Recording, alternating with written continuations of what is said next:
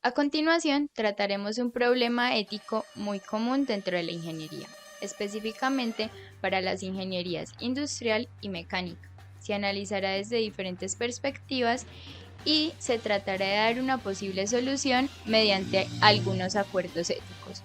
El grupo está conformado por Juan Luis Pulido, María Salomé Blandón, Wilfer Alejandro Gallego y Luisa Jaramillo. Pedro es un ingeniero industrial que trabaja para una compañía y contrata a Juan, que es un ingeniero mecánico, para que revise los diferentes sistemas de una máquina que se va a vender. Según un acuerdo entre los dos ingenieros, Juan tratará el informe de manera confidencial y Pedro le explica a Juan que la máquina será vendida sin que se haga ninguna reparación. Juan establece que en términos generales la máquina está en buenas condiciones, pero Pedro, de manera confidencial, le comenta a Juan que hay ciertas violaciones a los códigos de ingeniería eléctrica. Pero como Juan es un ingeniero mecánico y no es un ingeniero eléctrico, no conoce a profundidad sobre este tema, pero sabe que dichas violaciones podrían representar un riesgo de accidente en un futuro, hecho que comunica a Pedro. Pero en su informe, Juan solamente menciona brevemente la conversación que se tuvo con Pedro acerca del asunto, pero dichas violaciones no son reportadas a terceros ni se hace un procedimiento adicional. Acabamos de hacer un pequeño análisis y entre todos como que logramos analizar que Juan solamente dejó en el informe una constancia de las evidencias de las fallas, pero eso no quiere decir que él esté eximido de todas sus responsabilidades con respecto a las posibles consecuencias que pueda tener las fallas de la máquina. Por otro lado, ni Juan ni Pedro informaron a las entidades reguladoras sobre la situación que estaba sucediendo. Por tal motivo, la responsabilidad también recae sobre Pedro. Haciendo un análisis de los fallos según la tecnoética, en primer lugar, Juan no está siendo responsable, pues está permitiendo que se haga una violación.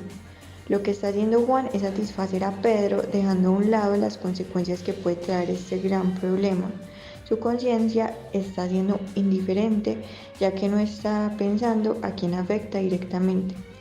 Además, hay que tener en cuenta que todo ser humano se puede rehusar a hacer algo dañino, y los ingenieros, como servidores de la sociedad, deben de luchar porque prevalezca la moral del interés público. Por otro lado, la tecnología siempre debe estar bajo control, pues esta es un arma de doble filo. Se debe tener responsabilidad de todo lo que se diseñe o se ejecute, ya que esta tanto ayuda a la evolución de la sociedad como a que ésta se extinga. Dentro de los afectados que puede tener este caso se encuentran, primero, la empresa o persona que va a adquirir la máquina. ¿Por qué? Porque posiblemente esta persona no tendrá conocimiento sobre las fallas y le dará a la máquina un uso para lo cual la está requiriendo. Pero esta máquina no tendrá las condiciones óptimas para poder hacerlo y posiblemente esto se convertirá en una falla mucho más grande y se convertirá también en un accidente. En segundo lugar están los dos ingenieros Pedro y Juan, ya que ninguno de los dos hizo lo correcto para solucionar las fallas. Ambos tuvieron la posibilidad de informar esta violación al código de la ingeniería eléctrica o de hacer algún acto que pudiera evitar problemas mayores, pero ambos hicieron caso omiso a este evento y actuaron de una manera incorrecta. En tercer lugar se encuentra la empresa dueña de la máquina. Probablemente la empresa o persona encargada no tenga conocimiento de esa violación y de esas fallas, pero los malos actos tanto del ingeniero que trabaja en la empresa, que es Pedro, como del ingeniero externo Juan, pueden dejar a la empresa con un mal nombre, ya que esto puede causar accidentes en un futuro y la empresa será la directamente responsable sobre esto. En cuanto a la ética profesional, se deben tener en cuenta diferentes aspectos, como, primero, el ejercicio profesional debe ser precedido por una formación profesional basada en procesos sociales de preparación y conformación de la personalidad, ya que el profesional ejercerá un servicio al público de un grupo social o de la sociedad. Segundo, es necesario saber qué actos son buenos para prestar un buen servicio a quienes se está sirviendo. ¿Cuál es el fin de la profesión? Su objetivo, los propósitos que se quieren alcanzar con la profesión. Esto es un compromiso consigo mismo y con la humanidad. Teniendo en cuenta el concepto de profesión y de ética profesional, Juan y Pedro violaron los siguientes artículos de los códigos de ética. Se viola la Ley 51 de 1986, donde el artículo 21 dice que son funciones de los consejos profesionales seccionales de ingeniería eléctrica, mecánica y profesionales afines las siguientes: denunciar ante las autoridades competentes las violaciones comprobadas de las disposiciones legales que reglamentan el ejercicio de cualquiera de las ramas de la ingeniería eléctrica, mecánica y sus profesiones afines, y solicitar de aquellas la imposición de las penas correspondientes, informando sobre el particular al Consejo Profesional Nacional de Ingeniería Eléctrica, Mecánica y Profesiones Afines. Bueno, en cuanto a la violación a los códigos de ética, también tenemos la ley 842 del 2003 en el capítulo 2, el artículo 31, que son los deberes generales de los profesionales. Aquí tenemos lo que es el numeral B, que se trata de custodiar y cuidar los bienes, valores, documentos e información que por razón del ejercicio de su profesión se le hayan encomendado, a los cuales tenga acceso, impidiendo o evitando su sustracción, destrucción, ocultamiento o utilización indebida de estos. Y en numeral F encontramos que los delitos, contravenciones y fallas contra el código de ética de los que se tienen conocimiento con ocasión del ejercicio de su profesión, aportando toda la información y pruebas que se tengan en su poder. El artículo 32 de esta misma ley establece las prohibiciones generales a los profesionales.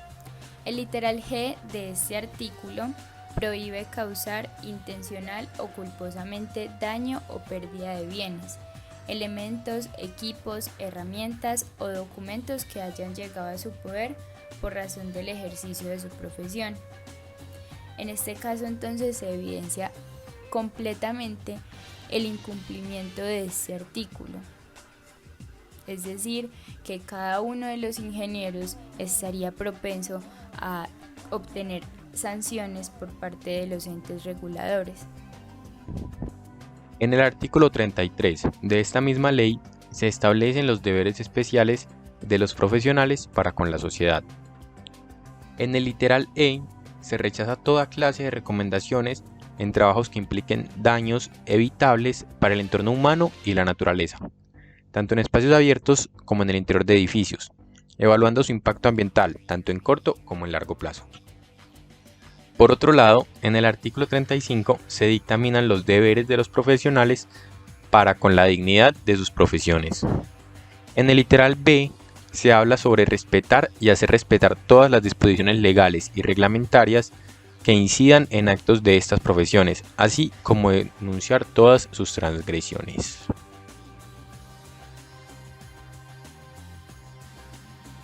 Al detectar las fallas y violaciones eléctricas, se debió dejar constancia de esto en el informe y establecer las evidencias necesarias para considerarlo una violación al Código de Ingeniería Eléctrica. A pesar de que ninguno de los dos ingenieros es ingeniero eléctrico, ambos están en capacidades de determinar las falencias respecto a esto.